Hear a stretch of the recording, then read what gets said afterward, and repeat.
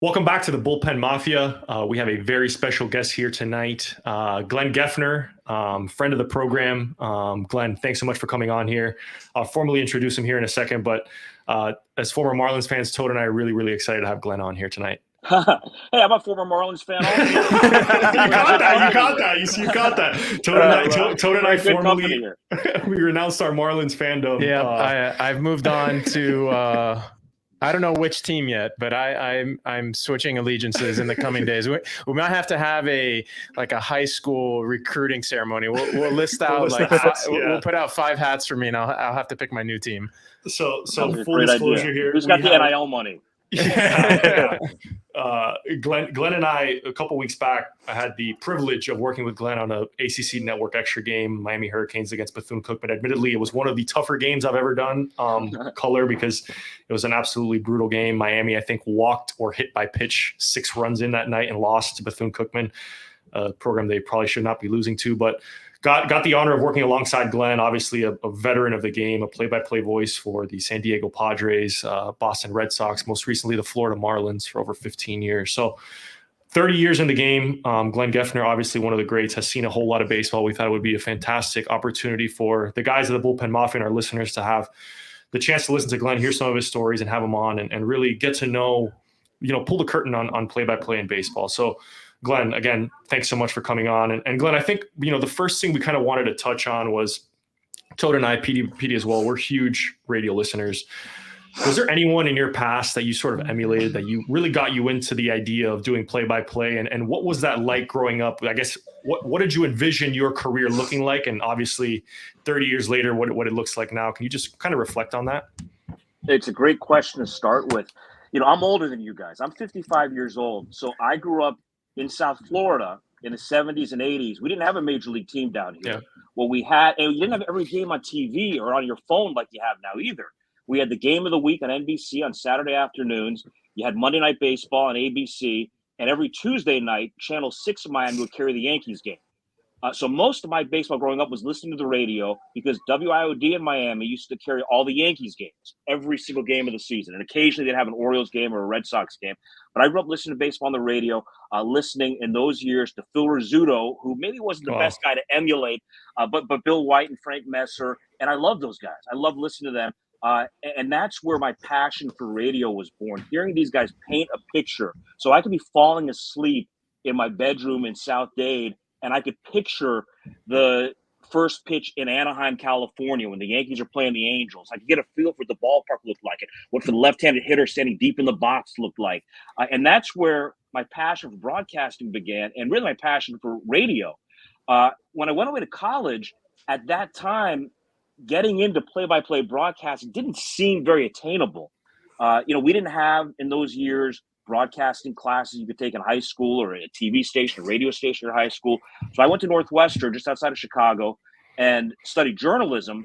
My dream when I went to school was to maybe write for Sports Illustrated, which at that time was the biggest thing going, and to cover Major League Baseball for SI. As soon as I realized very early on I was never going to get to the big leagues as a player, I thought maybe there's a way to get there as a writer.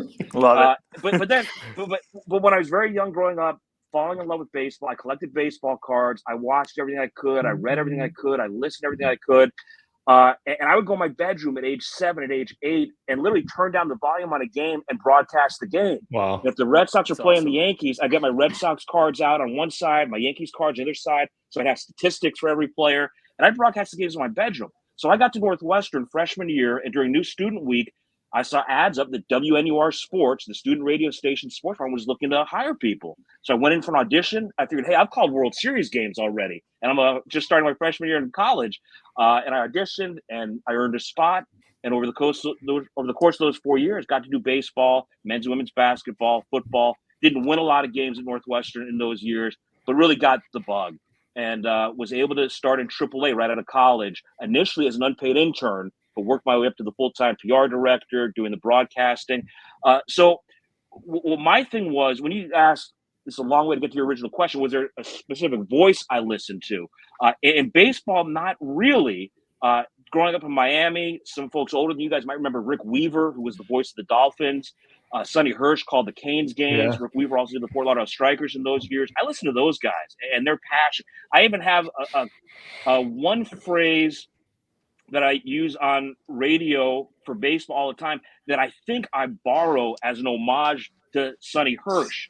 If the Marlins were going to the bottom of the ninth or to the ninth inning trailing, we head to the ninth. Last call for the Marlins. It's the Dodgers 7 and the Marlins 5, whatever it was. But that was, I'm pretty sure, a Sonny Hirsch thing. And I have little things like that I've used over the years that are in homage to different broadcasters who I've liked. So there wasn't that one guy. Then I got to Rochester in AAA right out of school. All of a sudden, I've got friends all around the country.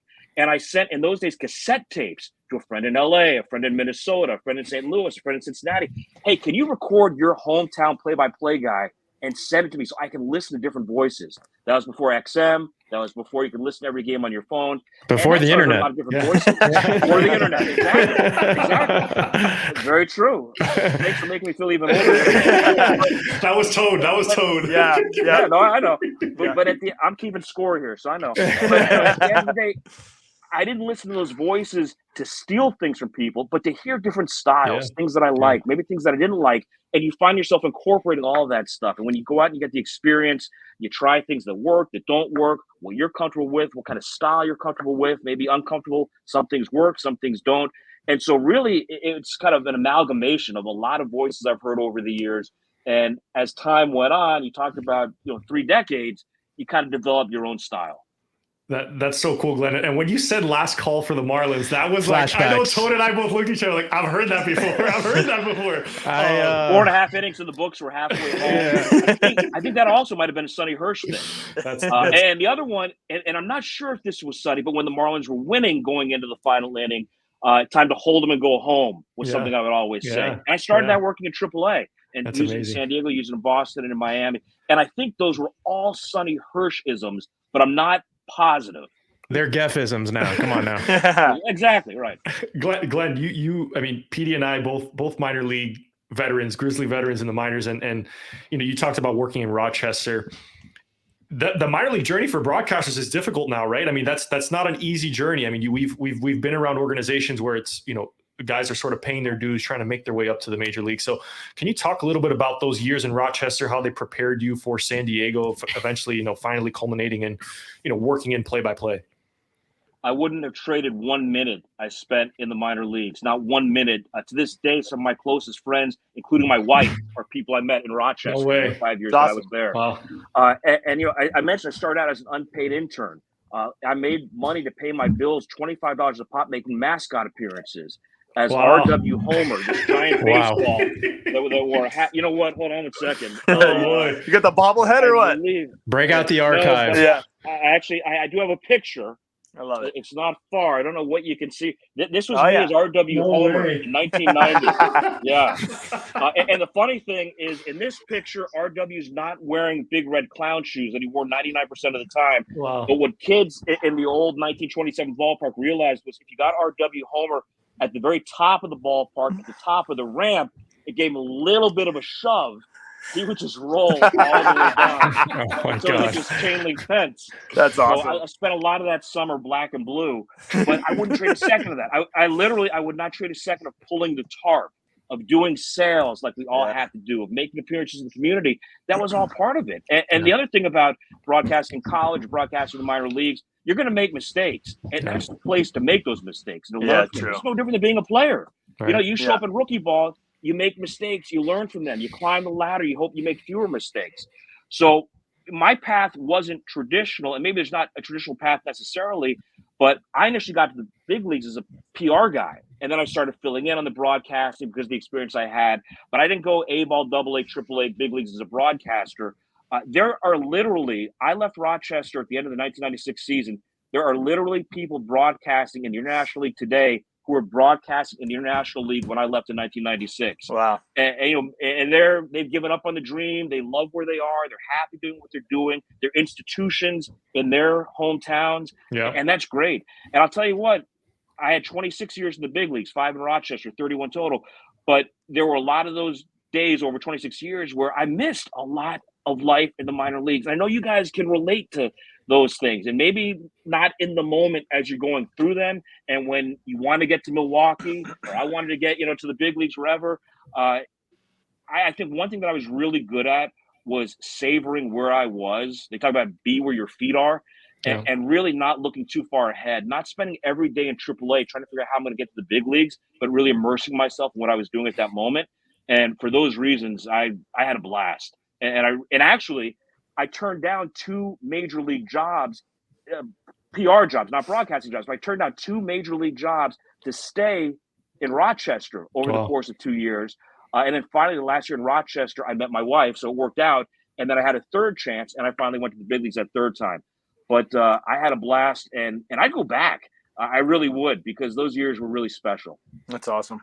That's such a cool story. And, you said something about the minor leagues, and I think Petey and I would be remiss. We had some fantastic play-by-play guys throughout our journey at the Brewers organization. It was so cool to just see their journey, right? That sort of parallels the minor league baseball players' journey, where again, they're just waiting for their opportunity. And to your point, some folks are just happy where they are. It's a fantastic parallel when you start it. They ride the bus with us, right? They have their own seat with their laptops, right? So they're on the bus, right? Yep. They experience just the same stuff that a player would. Same grind. In my day, getting the same. In my day, was $12 per diem. I hope it's gotten better over the years. It's like marginally. It's 13 now, Glenn. It's 13. So well, it covers one Chipotle bowl a day. Exactly. Yeah, exactly. Such a joke. Exactly. Yeah, so Glenn, but I wouldn't have traded a minute of that in retrospect. Right. So Glenn, you finally get your opportunity with the Padres. What was that like? Because you joined the Padres organization. I know you and I talked about it a little bit off air when we were broadcasting together, but 1998, they played in the World Series against the New York Yankees. What was that like? That was your first gig in the major leagues, right? So right out of the gate, you're in a National League pennant winning team. Well, I got there at the end of '96, so I was there. '97 was my first full season in San Diego, and '98 was a remarkable season on so many levels. Winning the pennant, going to the World Series against the Yankees, beating 200-win teams in the playoffs. Randy Johnson's Astros, then Maddox, Smoltz, and Glavine with the Braves. 2 series nobody thought the Padres would win, but that team had Tony Gwynn on it, and it had Trevor Hoffman on it, and it had a lot of guys. A couple who were in Cooperstown, had a Hall of Fame manager in Bruce Bochy, and a lot of other guys who not even necessarily had career years, but just fit so well together. When you think about Wally Joyner at first base, Kilvio Veras at second, Chris Gomez, maybe not a household name, was a terrific shortstop. Ken Caminetti was at third base and won the MVP 2 years earlier. Steve Finley was in center field in that team. Carlos Hernandez was the catcher. You had Gwynn and Wright, and kind of a revolving door a little bit over parts of that year. Greg Vaughn was in left field most of the time, but missed some time with injury. He had 50 home runs that year, so he was in left field a lot. But it was a really special team. And Kevin Brown leading the rotation. And Dave Stewart was our pitching coach that year. It was remarkable. With just a great coaching staff, and you guys understand the importance of having a great coaching staff. Guys, again, who aren't household names, but Rob Peachlow, Tim Flannery, Davey Lopes, who just the glue guys played in the big leagues. Yeah. They're glue guys. Like you guys haven't been glue guys. They were glue guys. And it was such a fun season. And it was at a time when San Diego, in November of '98, there was a referendum on the ballot. Will the voters approve the construction of Petco Park? It was a public-private partnership between the team and the city. And so we really needed to have a good year and get the city excited about the Padres in '98. They went all the way to the World Series. And even getting swept by the Yankees in that World Series, I can't imagine being more excited winning the World Series than the way people felt at the end of that year. It's such a magic carpet ride. And then that November got 60% of the vote to approve the construction of Petco Park. And think about getting 60% of people to vote for anything. Even a few years ago, it was pretty impressive. And so that season led to Petco Park and everything that's happened around there. I know was it Toad? You talked about San Diego and loving the vibe down there. I'm actually really glad you brought up Petco Park, because I have a bone to pick with Javi, and actually our listeners and Instagram followers have an issue with Javi. We had him rank his top 5 ballparks, and somehow the Trop was number 3 because I heard because they had I'm going to Dippin' defend Dots. the Trop. So I wanted to ask you if you have your. We'll switch it up a little bit. Maybe if you could tell us your top 3 press box amenities. I know Press box amenities. Yeah, I know Marlins Park has they're like McDonald's. It's the ice cream machine that never works. Right. I haven't been to many major league press boxes, but some NFL stadiums have like the chili dogs every game. So your top 3 MLB press box amenities. Philadelphia has legendary ice cream in the press dining room in Philly. They're known for that. Free Dodger dogs in the 7th inning at Dodger Stadium. That's pretty popular. Although I know you guys have debated Dodger dogs and Fenway Franks a little bit. I'm a Fenway Frank guy, but it's got to be the grilled Fenway Frank, not just the boiled. Don't pump Petey's tires, Glenn. Come on, Glenn. Come on, Geff. Keep it going, baby. You got to get the grilled Fenway Frank, and it's just it's way up, and it's just off to the first base side of home plate. It's very close to the press box. Yeah. You got to get the grilled Fenway Frank, those are the 2. I'm a big diner. I like to go downstairs. The game starts at 7:10. We go on there at 6:40. Around 5:45, I like to go downstairs. You just kind of get a feel for the vibe in every ballpark I'm in. And part of that was grabbing some food. So I would eat in every ballpark every night, not in the press box, but I walk around and find whatever the staples are. And I love doing that. And there are a lot of foods I can think of at different ballparks that really stood out. But, the first 2 that come to mind when you talk about press box specific are the Dodger dogs and the ice cream in Philly. Respect. Fair enough. And do you notice what he said? It's ice cream in Philly, not Dippin' Dots. Not Dippin' Dots. What is I've caught a lot of heat. During the last couple of days. Not only from I like a good Dippin' Dot. I love Dippin' Dots. So, Glenn, the Trop's not the only park that has them. No, not anymore. We were at the Marlins game the other night. I made Javi take a picture in front of the Dippin' Dots guy. That was awesome. Oh man, that's good stuff. So Glenn, you have this tremendous year in San Diego, and Toad kicked us off track here. Toad's a good. He's keeping us on our toes, but you have this tremendous run in San Diego, and then you switch gears and ship over to Boston, right? You saw what I did there, Petey. Ship over to Boston. Right? Javi, shipping up to Boston. Drop Murphy. That's right. So Glenn, you go from one tremendous near World Series run, and you find yourself in Boston, where 03 and 04 were really spectacular years, and Petey lived that. So I know Petey had some questions that he wanted to sort of pepper you with about those Red Sox years. Yeah. So how old were you in 03 and 04, Petey? So I was 16 and 17. I mean, I'll never forget it either, just because, and I'm sure, Glenn, obviously, like in your situation too, right? Like you're coming in there. Joe Castiglione is there, right? As sort of the voice at the time. So when you came in 03, was that when you came into the VP of communications? Is that how you started out? Okay. I was the head of PR initially, and then finished up my later years there working with Joe Castiglione. Exactly. Okay. Yeah, that's awesome. So I like you said, you came on. I don't even know if we were recording yet, but you brought up 03. I hope we weren't recording it yet, because I didn't want to think about it. The Aaron Boone home run.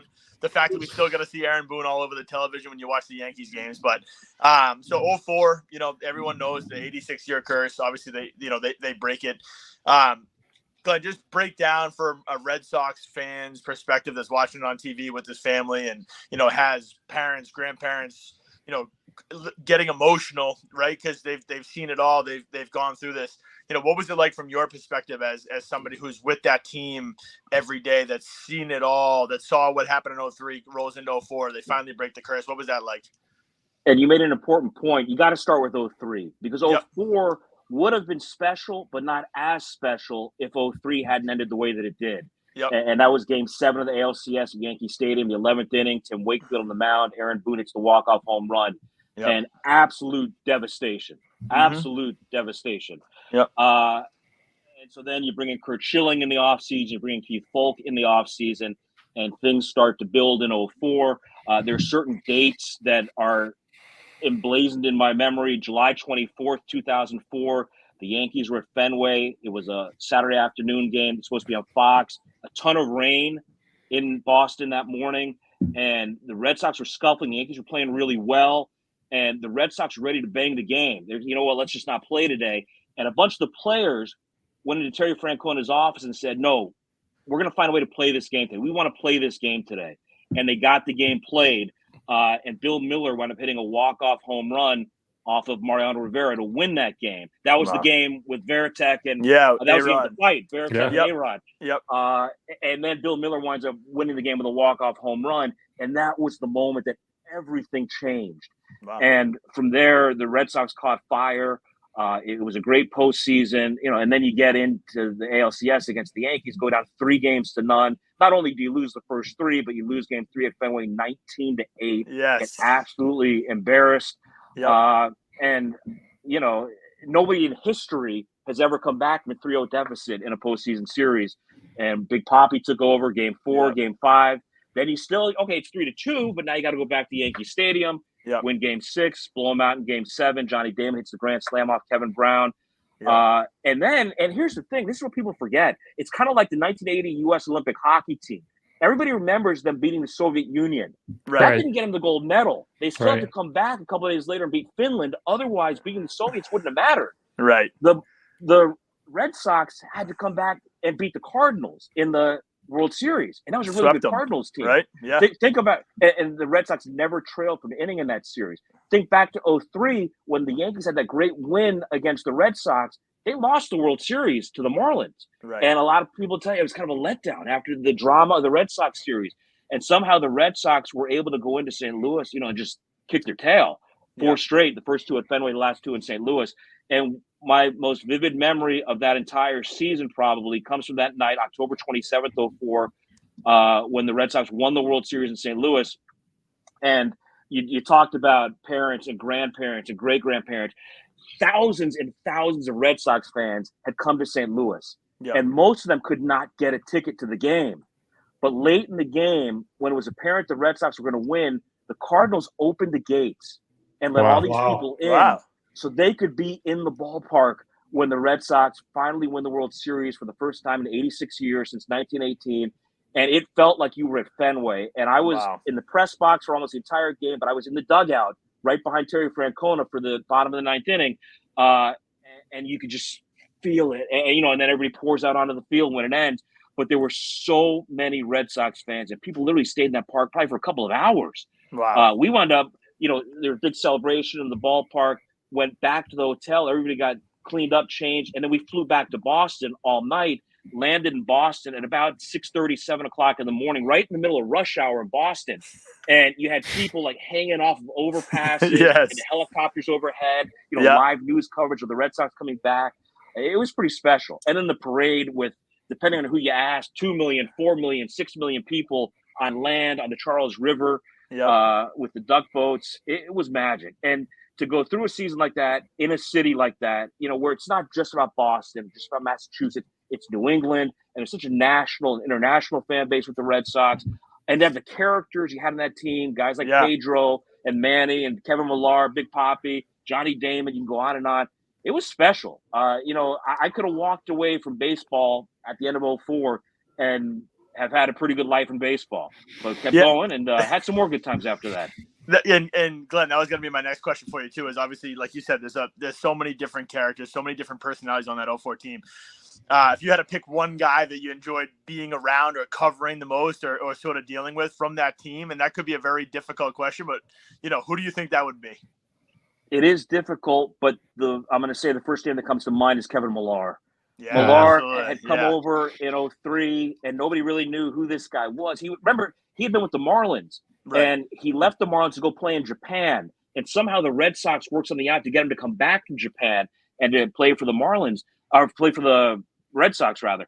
And he was not a star player. He wasn't a Papi. He wasn't a Manny. He wasn't a Pedro kind of star. The ultimate glue guy. Yeah, he was. I was just going to say, you guys talk about glue guys. He was the ultimate glue guy. Cowboy on good up. days, on bad days, Cowboy up.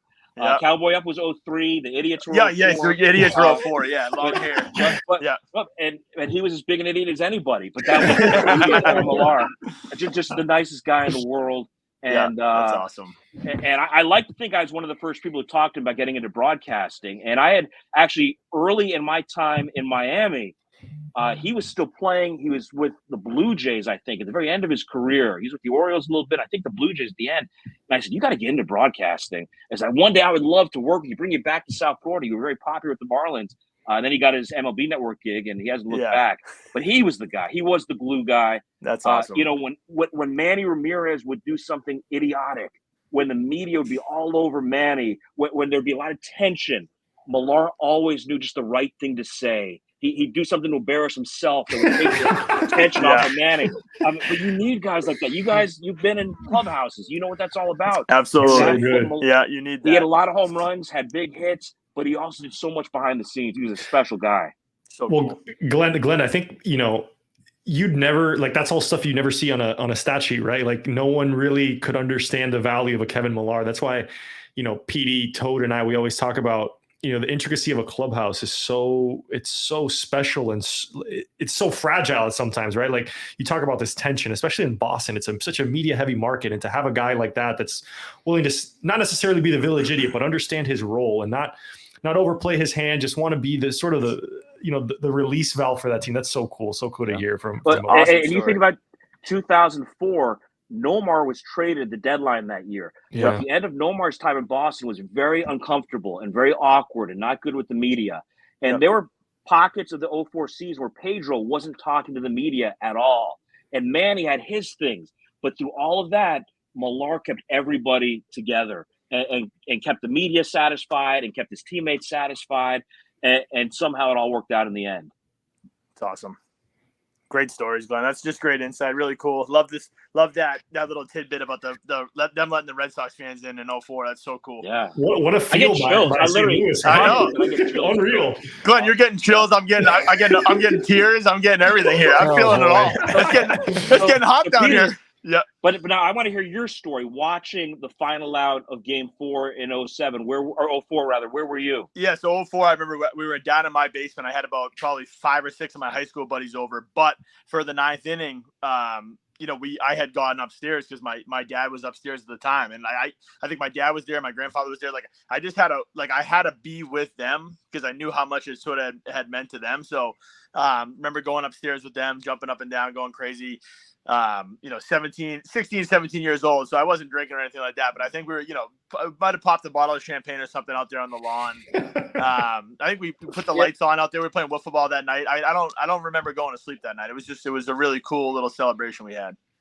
And you mentioned the generations, and look, some team wins the World Series every single year, and everyone is special. Yep. But there are a few that are extra special. The Cubs winning was extra special. The Red Sox winning was extra special.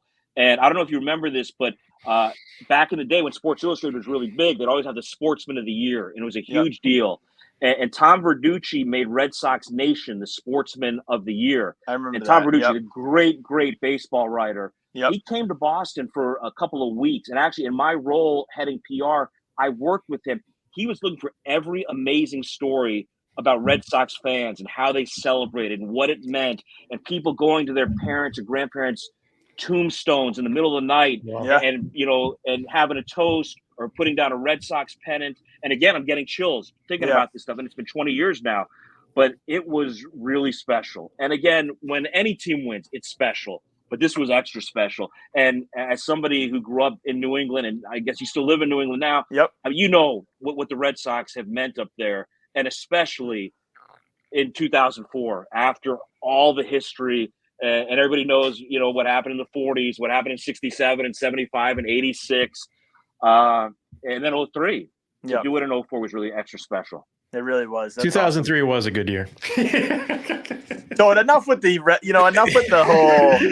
whole. Wait, man! Of course, Geff's favorite Red Sox is the guy who he connects everything together here. But before we get into the Marlins talk and what's going on down here in South Florida, Geff, I wanted to ask and get your opinion on something trending that's been in baseball broadcasts lately. I rarely watch, pardon the interruption, anymore, but a clip, something Michael Wilbon said earlier this week went viral about how he's irritated, and I'm paraphrasing here, he's irritated with the obsession with higher analytics, things like exit velo off the bat, is cheapening broadcasts. Like there's not much creativity left anymore, and these broadcasters are relying so heavily on the higher analytics that are provided to them, in an instant. I wanted to get your perspective on that as someone who's worked in radio, where you do have to be a little more creative and paint the picture for the listener. What's your take on that and your perspective? One of the things I'm doing now is I teach sports broadcasting at Florida Atlantic University. And one of the things I tell my students is your broadcast shouldn't be math class. Don't turn it into math class. I love statistics. I love statistics as much as anybody, but I like statistics that help tell a story, not just numbers with no context, with no meaning. Okay, that's 102 off the bat. What's average? What's above average? 102 sounds like a lot, but is that a lot? Stanton did 120. This guy did 122. Is 102 good? Is it bad? What does having a 5.7 WAR mean? It sounds good, I guess, but how do you figure WAR? And so I think you lose a lot of people like that. For me, I watch games almost every night, and I follow a bunch of people on Twitter X. I still don't understand what WRC plus is. I don't know how WAR is calculated. He asks us every day. I as someone who's a diehard baseball fan, the fact that I'm getting confused and what I'm watching doesn't match, like my eye test doesn't match what sometimes I'm seeing in the box score. It's confusing, and I understand its role in the game, but for it doesn't feel very baseball at times. And I know I sound like the old guys in Billy Bean's office in the Moneyball scene. But here's the thing. But you made the point. There's a place for it. And I'm not anti-analytics at all. I think analytics are a great thing. I think they're a great tool to evaluate players, to try to find diamonds in the rough. Okay, this guy's numbers don't look great, but look at his exit velocity. Look at the hard hit rate. Look at the barrel rate. This guy's doing something right. He's having bad luck. There are certain things like that you can deduce using those numbers. And I think they're great tools for general managers and scouting directors and baseball operations people. And I think at times they can help you tell a story on a broadcast. But especially on radio, even more so than on TV, if I'm going to use a stat that I have to explain what the stat means before I give you the stat, you just can't do that. You can't waste people's time on radio. We have to paint the picture of everything going on. So, if somebody does something absolutely extraordinary, and I know that the Michael Wilbon thing was after O'Neill Cruz hit the ball 122 miles per hour, and that was extraordinary. But you got to have the context. That was 122. The major league average is 88 miles per hour. The most anybody's hit this year is 119.7. Whatever the numbers are, you got to give context. Yeah. And again, the broadcast should not be math class. Yeah, I didn't enjoy math class very much. I enjoyed baseball a lot more. Yeah,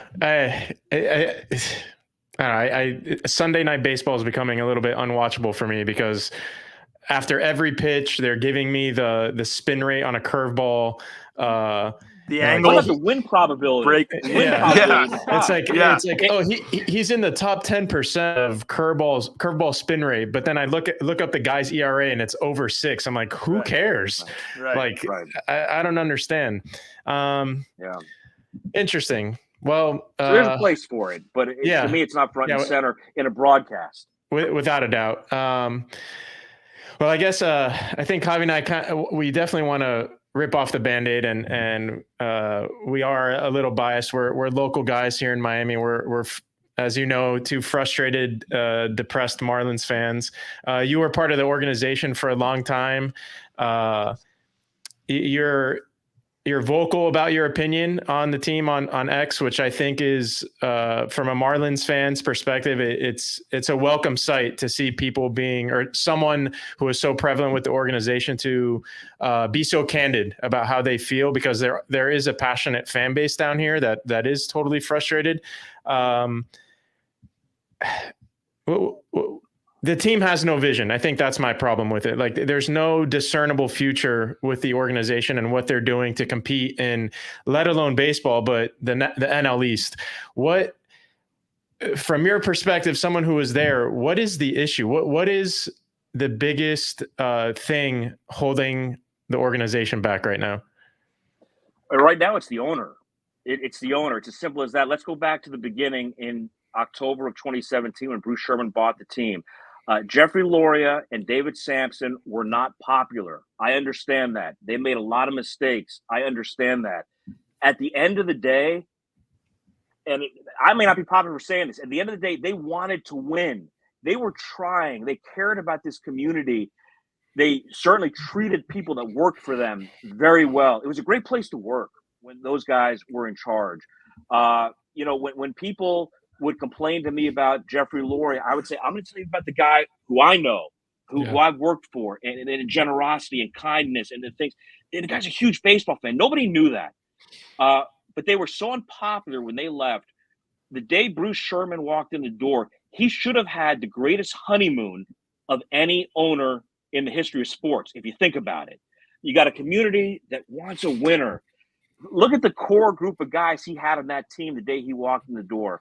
And you mentioned I've been vocal on Twitter. I also, over the last 14, 15 months, have written a Substack. Right. It used to be subscription. Now it's free. I don't write as often now as I did last season. But I've explained a lot of this at great length on Substack. What would have happened if Bruce Sherman walked in the door in 2017? I actually wrote this. I wrote on my Substack sometime in the middle of last season. What if his press conference on the first day had gone like this? We're here. I'm very excited to partner with Derek Jeter, with Michael Hill. We want to win as badly as you do. We know you've had your hearts broken before. Look at these men sitting behind me: Giancarlo Stanton, Christian Yelich, Marcelo Ozuna, JT Realmuto. I took these guys to dinner last night, and I told them it's a new day, and we're going to win, and I want you guys to be a part of this. Let's give this a shot. We're going to bring in a few pieces this offseason and see what we can do. And if it doesn't work, okay. And if people don't come out, okay, then it didn't work.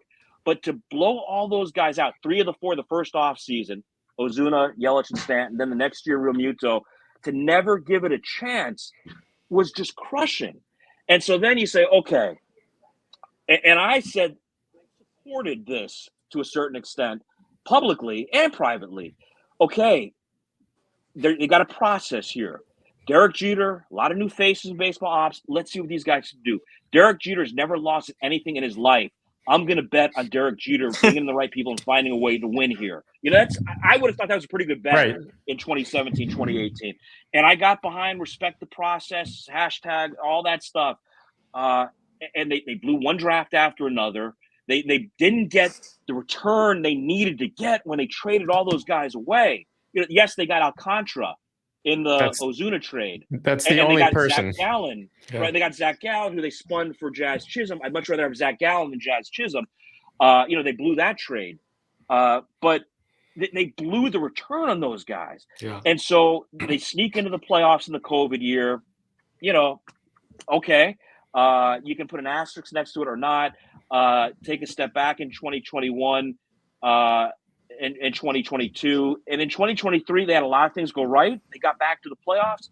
I think anybody who understands the game says what they did in 2023 is not sustainable. All the one-run wins they had, and all the injuries, and all the collapses by other teams. Going into last year, if you think about it, the Mets were a lock to go to the playoffs. The Cardinals were a lock to go to the playoffs. The Padres were a lock to go to the playoffs. None of those teams did. They all had massive collapses, and the Marlins snuck in the back door. Okay, it wasn't a championship caliber team, but again, you had some pieces. Let's build on that. Yeah. And that's why Kim Ng left, because Kim Ng wanted to build on that, knowing this wasn't a World Series team yet, but we got some pieces here. Let's build on it. But again, Sherman decides we're going to tear this whole thing down. We're going to start from scratch. And the bottom line is he doesn't have the money to put a winning team on the field consistently. That's the bottom line. So for me, when the sale happened, the saddest part of it all and the biggest issue for me was that they had a multi-billionaire lined up to buy the team who was willing and ready to spend to make the Marlins an immediate contender.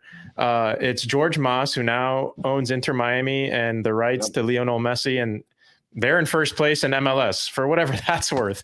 And I've got the MLS season pass, and I've gotten into soccer the last few years, and I watch Inter Miami religiously because I want to watch the best of the best. Right, exactly. So I had a huge, and still do, I have a huge problem with what Major League Baseball did seemingly colluding almost and just siding with Jeter and his group rather than approving the sale to someone who wanted to build local, right? Local yeah, roots. a Columbus grad who is ready and willing to spend and is a lifelong baseball fan and wanted to do right by the community.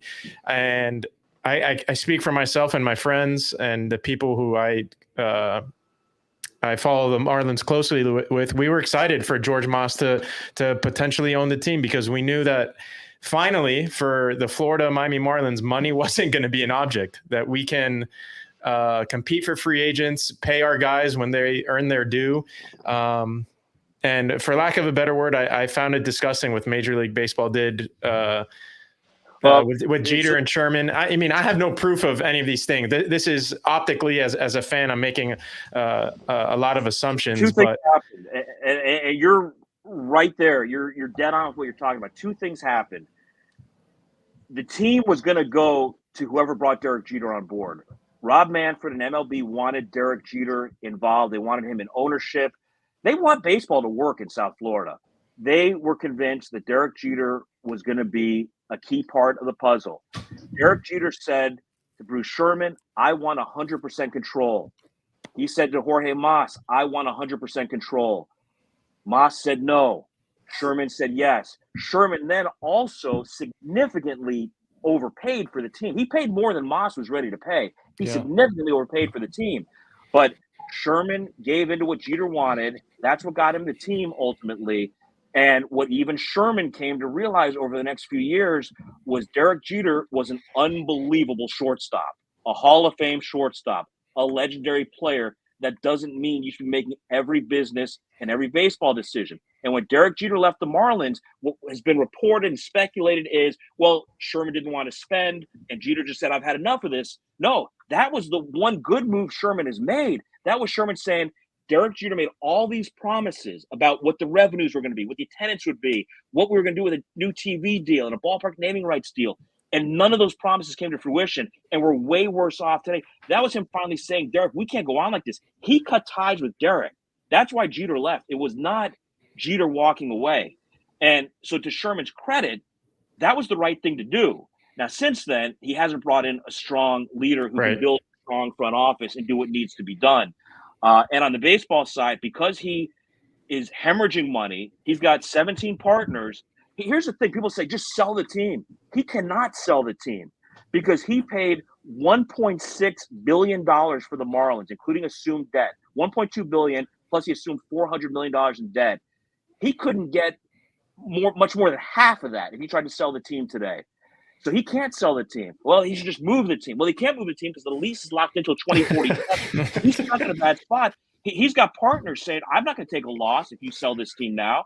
So he's got to find a way to make it work. Right. So in the short term, that's cutting pennies, cutting corners financially everywhere you can. And that, frankly, is why I'm no longer broadcasting for the team. They didn't want to pay me. They wanted to bring in somebody who was going to make half or even a little bit less than half of what I was making. Wow. And, and that's pennies on the dollar compared to other changes they've made. But that's an example of how, people leave. They don't replace them. They cut every corner they can because he's hemorrhaging money right now. He's in a bad spot. So he hires Peter Bendix because now, okay, we're going to win on the cheap because Tampa Bay has done that in the past. This is the guy who's going to do it. Bendix is not calling all the shots right now. Bendix's hands are tied. When people say, why did he do more than just bring in Tim Anderson this offseason?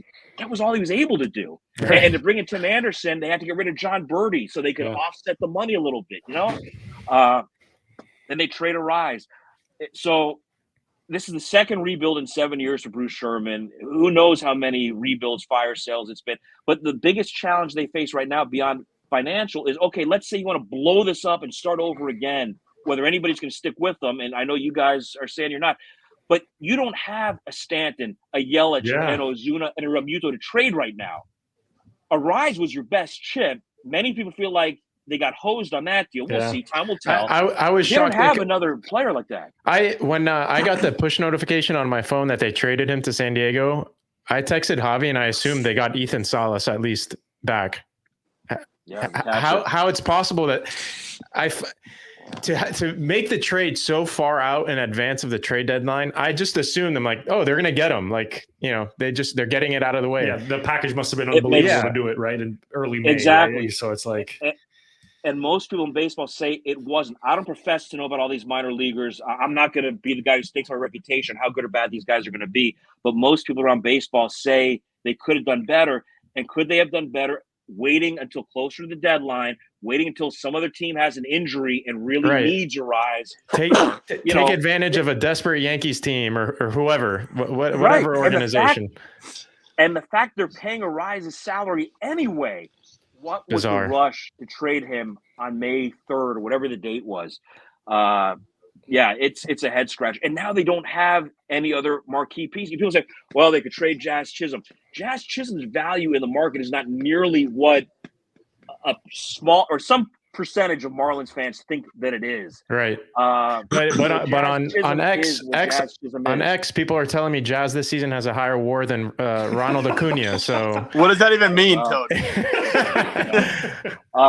It means he's more willing to go to war than Ronald Acuna. They'll get something for Luzardo, but again, none of these pieces they have are worth what those guys they traded in 2017, 2018 are worth. So how do you rebuild? You've really got to nail the draft. You got to crush the draft, and you'd like to think they could spend some money to bring some free agents in here who are going to make an impact, but that doesn't seem like it's going to happen. And I honestly believe the Marlins, who have been in bad spots a lot over 30-plus years, are in a worse spot short-term and long-term today than at any point in their history. And it didn't have to be like this. And that's what's sad. I grew up in this community, like I said, before the Marlins even existed. We dreamed that one day we'd have Major League Baseball in this city. They had 3 million people the first season at the football stadium. Crappy weather. They drew 3 million people that first year. Those people are still here. I earned my sunburns in the upper deck Was that pro player? Of Joe Robbie Stadium. Yeah, pro player, Joe Robbie, Dolphin Stadium. Land Shark. Yeah, Land Shark, you name it. They called it. Glenn, let me ask you something in terms of Marlins. And it seems like, Toad and I go back and forth a lot. It's like being a Marlins fan is just a series of gut punches, right? Blow it up in 98 after winning it in 97, blowing it up again, between 04 and 06, and then the new ownership group blows it up 17, 18. And, I think the biggest gut punch and, coming from a place where he was Miami, right? I thought the Marlins had so much momentum, and then all of a sudden Jose Fernandez tragically passes. What was that like? What was the psyche of the organization at that point in time when it seemed like they had such a good group and a good vibe amongst that team? I don't know the interpersonal, how it looked like in the clubhouse, but it seemed like that team was just right on the cusp. How was that, those months and that year after Jose passed away? You nailed it, Javi. You really nailed it. That was the turning point for this franchise. And that was the moment when Jeffrey Loria decided, I can't do this anymore. I'm going to sell the team. And a year later, he had sold the team. And again, not that Jeffrey Loria was, Mickey Arison, whoever you want to point at as the ultimate owner in this market. Mickey Arison maybe seems to be that guy. Jeffrey made a lot of mistakes, but he cared and he wanted to win and he cared about this community. The Jose thing, I first met Jose literally the day he signed his first pro contract. He was the first round pick. He came to the stadium to sign the contract, do a press conference. I did a pregame interview with him. I saw him pitch in the minors a couple of times, did a spring training interview with him the year before he went to make his major league debut in 2013 when he was supposed to start the year at AA. He was as special and as unique a guy as I've ever been around in baseball. And when I talk about 3+ decades in the game, the two guys who above all others, I want to say 3 guys above all others for me, 2 in San Diego were Tony Gwynn and Trevor Hoffman, and in Miami, Jose Fernandez. To see what this game meant to him, to see the passion that he brought to the ballpark, not even just every day when he pitched, every single day, the work ethic, the drive to be the best, the enthusiasm, the way he wasn't afraid to, let it all out on the field. Seeing him get a big strike at the end of the 7th inning and pump the fist and point at his mom in the seats behind home plate. Then when the closer's in to close it out, pounding on the padding in front of the dugout and the biggest cheerleader. So for that to end the way that it did was absolutely devastating. If there was remotely a saving grace, you talk about the months after that, it was that it happened with a week to go in the season. Yeah. And that last week, you talk about like walking in your sleep. Everybody was just walking in their sleep for that last week. Nobody wanted to play. Nobody wanted to be there. Everybody had to get home. We were very fortunate. It was the very end of the year because then people could go home, be with their families, be separated from it all. It was a very close clubhouse, as you said. And the next year, it was different. And those same guys were still here, but it was different. And at the end of the day, I really feel like Yelich and Ozuna and Real Muto and Stanton and those guys were ultimately better off going somewhere else because it just was never going to be the same for anybody who had been in Jose's orbit and had been part of that. Right. And so that's why, in a sense, the clean break needed to be made, but that's not why it was made. You know, Bruce Sherman couldn't have cared less about any of that stuff. But it was, you know, unlike anything that I've been a part of in my life. To see it happen to somebody who was so young and so vivacious, and I'll say forever, he will go down as the greatest what if in the history of Major League Baseball. What if Jose Fernandez had pitched another 10, 15 years? How many Cy Youngs, how many records would he have broken? He would have done it all. And would it have been in a Marlins uniform? We'll never know. Would it have been as a Yankee or Dodger? We'll never know. The answer to that question is probably not, but you know. But he loved it here so much. And I know, you know, not guys aren't looking to give hometown discounts and stuff, but Miami was special to Jose. Yeah. And I think there was a chance. I wouldn't guarantee it, but I think there was a chance they would have found a way. And his relationship with Jeffrey Loria was such that I think there would have been a chance. You know, Loria gave Stanton $352 million or $325, whatever it was. I think there was a chance, and we'll never know. But that was the ultimate gut punch for this organization, no doubt. Glenn, you've worked with a handful of big names. One that comes to mind for me is Dave Van Horn. Do you still communicate with him? For me, and probably for Javi as well, you two are synonymous with Florida Marlins baseball for us in our formative years as fans. I'm just curious if you still talk with him, if you guys discuss the team, and if he's still paying attention to baseball overall. We text a lot. We talk occasionally. We don't generally talk about the Marlins. He kind of, you know, he preceded me out the door by a year. And he really kind of broke all ties at that point. He just didn't want to watch, didn't want to listen. And I completely understood it at the time. Right. And I understood it better a year later when I made my way out the door. So when we talk, it's not about the Marlins. It's about families and what people are up to and other people in the industry and things happening in broadcasting. Actually, we're talking about getting together for lunch sometime really soon. We got to do that. He lives up in Palm Beach County. It's not easy, but we're going to make it happen again soon. So we are still in very close contact. He's first class. You know, but the point you make, Toad, again, not to jump on Bruce Sherman, but I'm going to jump on Bruce Sherman here and the people he's brought in. You know, I bet you love Rich Waltz and Tommy Hutton also. Growing up a Marlins fan. I want Van Horn back. I want Geffner back. I want Rich Waltz.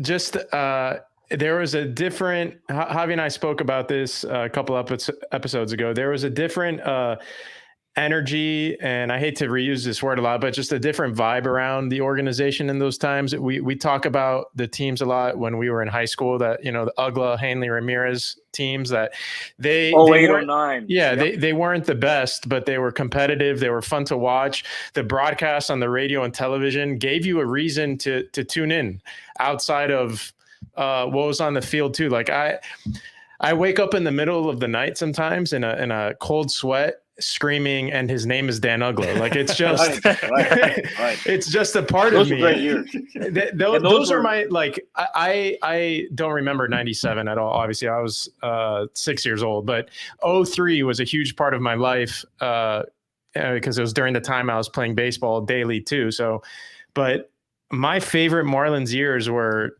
the Jorge Cantu. Came in 08. Yeah. That was my first year. My first 2 years, 08 and 09, are my favorite Marlins years, hands down, no question. What a great bunch of guys.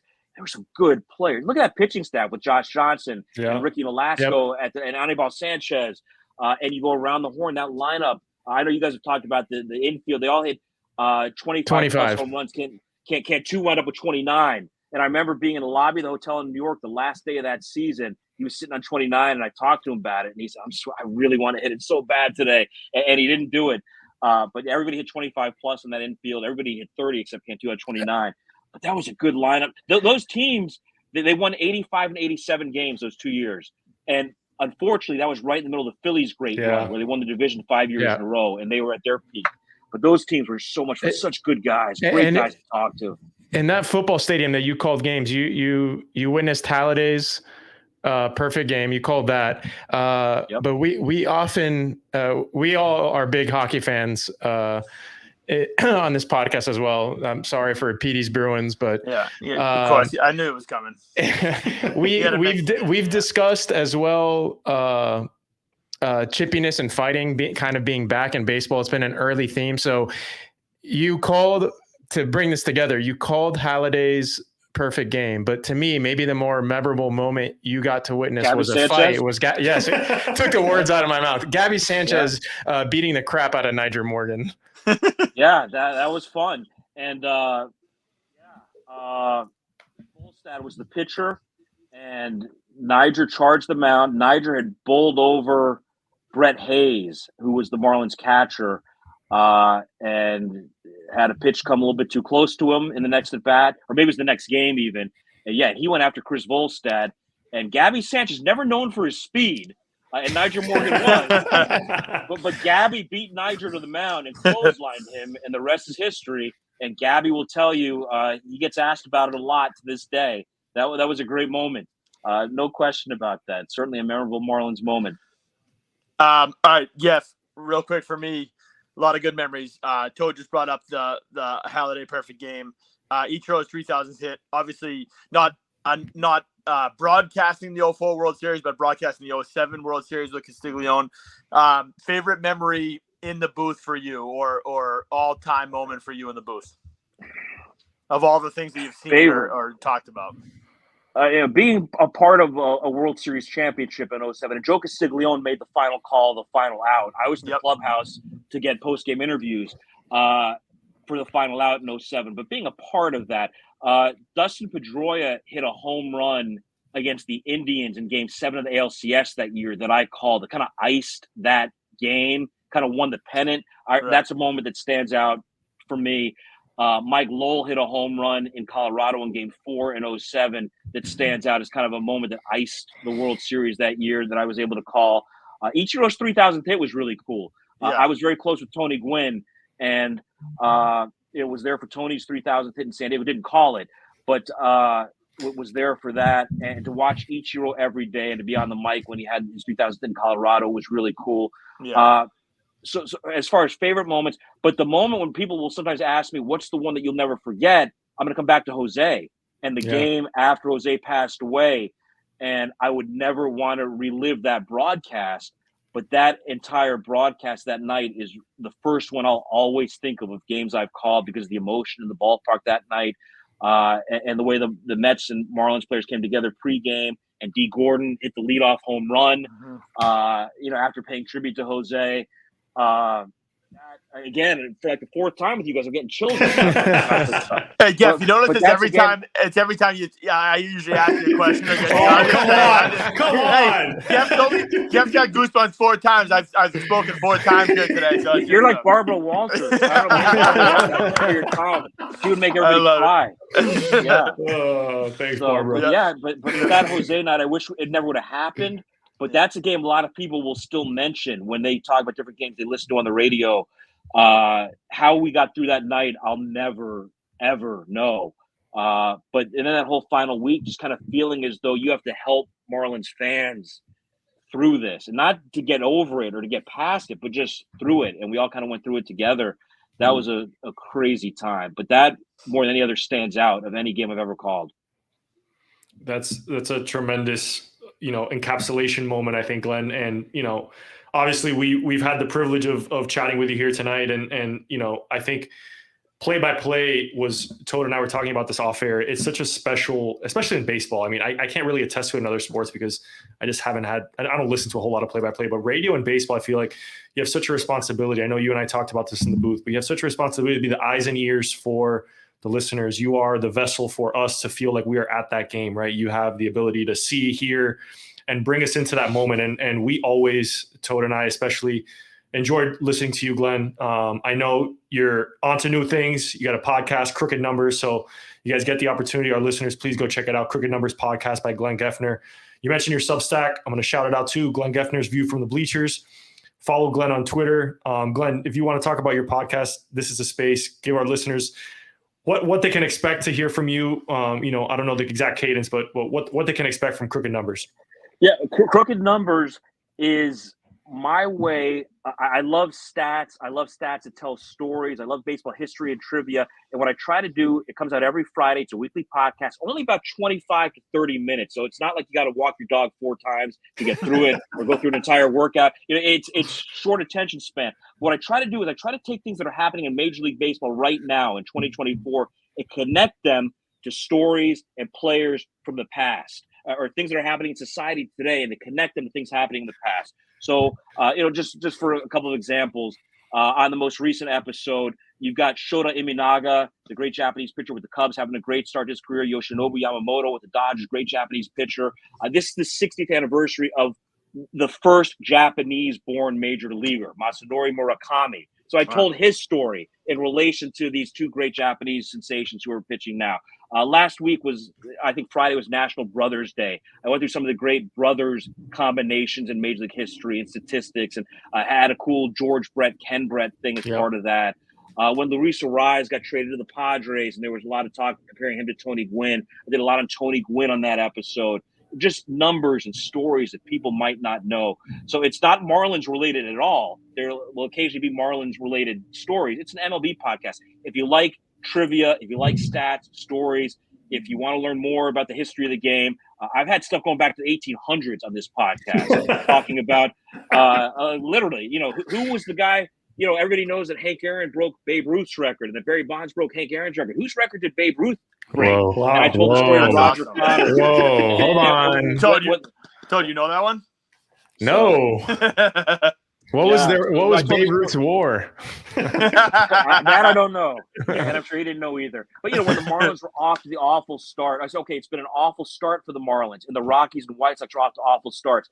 But what would it take to have the worst season in Major League history? And I told the story of the 1899 Cleveland Spiders. So it's stuff like that.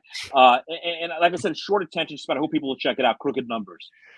We definitely will. We'll shoot that out, Glenn. I know I speak on behalf of Toad here. We are honored to have you on the Bullpen Mafia. Please come back, Geff. Seriously. Anytime. If you want to chat with Barabara Walters, I know Petey will be glad to get you on the Don't make me cry. But Glenn, thank you so much for being an institution down here in South Florida. And from 2 Marlins fans, we really appreciate your service to this organization and for bringing baseball into our living rooms and our daily lives. So, Glenn, thanks so much for coming on. We hope to have you back again soon. Anytime. I love what you guys are doing. Keep up the great work. Thanks, Geff.